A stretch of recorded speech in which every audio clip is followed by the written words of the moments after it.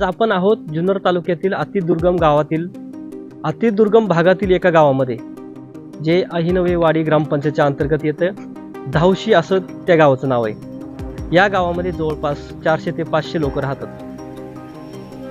100% आदिवासी ठाकर समाजाचं असलेलं हे गाव आजही मूलभूत सुविधांपासून वंचित आहे। या गावामध्ये यायला 4 ते 5 किलोमीटर पायी अंतर पार करून पायी यावं लागतं। या ठिकाणी यायला रस्ता सुद्धा नाहीये।